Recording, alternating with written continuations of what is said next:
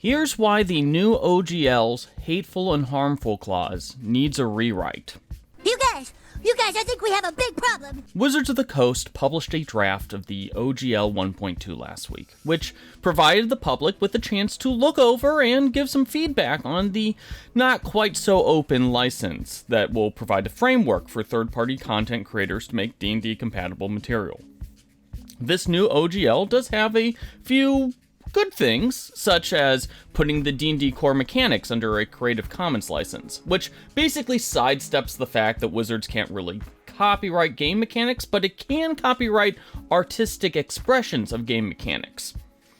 It also includes this Hateful and Harmful clause, which basically says that Wizards can terminate your license if the OGL 1.2 published work contains hateful or harmful content, or if you engage in hateful or harmful conduct.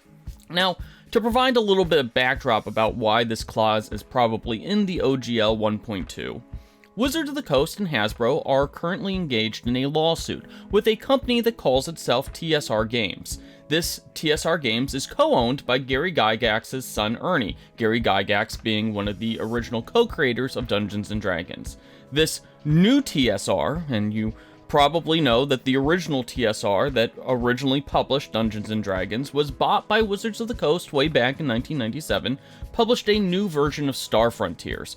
And this new version of Star Frontiers contains several, racist and transphobic passages and rule sets. In a filing trying to block the sale of the new Star Frontiers game, Wizards literally calls the game despicable and blatantly racist and transphobic.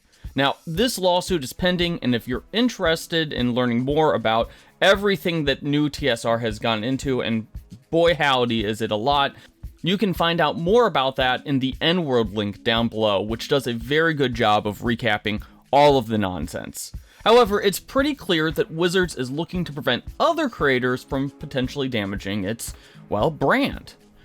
And we will note that this isn't the first time that Wizards has had issues with content published under an OGL before. Most infamously, the Book of Erotic Fantasy had its D20 license, which was a separate license from the OGL that allowed publishers back in the early 2000s to publish their books with a little logo that said D20 compatible. You may recall that the new OGL contains a similar logo saying that books published under the OGL 1.2 are D&D compatible. And anyways, this Book of Erotic Fantasy had its license revoked after Wizards changed the D20 license, which again was a separate license from the OGL, to include a requirement that publications must meet community standards of decency. So, that book's publisher just released it under the OGL instead, and Wizards couldn't do anything about it. Checkmate. So let's read exactly what the harmful and hateful clause says. You will not include content in your licensed work that is harmful, discriminatory, illegal, obscene, or harassing, or engage in conduct that is harmful, discriminatory, illegal, obscene, or harassing. We being Hasbro and Wizards, have the sole right to decide what conduct or content is hateful, and you covenant that you will not contest any such determination via any suit or legal action. On the surface, it seems perfectly fine for Wizards to want to prevent someone from publishing a blatantly racist or sexist or discriminatory book using the OGL. But that's not what the harmful and hateful clause says. It uses much more broad and much more vague language. And even more importantly, Wizards reserves the sole right to decide what conduct or what content is considered hateful. Now, if you followed the DM's Guild, you may recall that there is a similar clause in the DM's Guild license that has caused some problems in the past. An anti-capitalist anthology called Eat the Rich was pulled from the DM's Guild, as was an adventure that contains, some suggestive artwork. It was a similar clause, which I will point out is significantly much more detailed and specific, that led to these projects being pulled, despite the fact that their creators put a lot of time and money and effort into making them. Now, here's my issue. Could Wizards decide that, say, a Twitter shitpost or comments critical about Wizards of the Coast or Hasbro or Dungeons and Dragons could be constituted as hateful? Well, probably not, but really, there's no recourse should someone from Wizards decide that harmful or hateful extends beyond what a normal person like you or me thinks those words mean.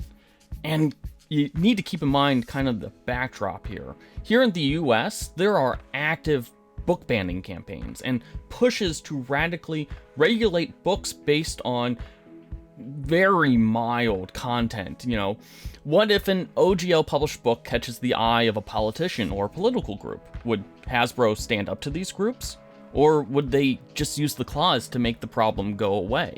Now, I've spoken to several publishers about the new OGL, and 2 of them have actually told me that they would not publish under this new OGL specifically because of this clause. They don't want to put their time, their sweat, and their capital into a product that could be pulled because of this clause, simply because they didn't like how vague it was and how it could be used by another company to clamp down on their product without any kind of recourse or arbitration. And while we'll note that the state of Washington, where Wizards is located, does have an implied covenant of good faith and fair dealing that could hypothetically protect creators from any sort of abuse of this clause, I kind of have to wonder how many creators have the resources to take this thing to court, especially as the OGL 1.2 repeatedly says that if you publish material under the OGL 1.2, you can't take Wizards to court. We will say that Dungeons & Dragons, via the D&D Beyond Twitter account, has already acknowledged concern about this clause, and they have promised more clarity and better language in the next draft. And they've specifically asked about specific feedback about this particular clause. So be sure to fill out the survey over the next week or so. So, do you think that a harmful and hateful clause could actually work under this new OGL? You let us know in the comments and be sure to hit those like and subscribe buttons.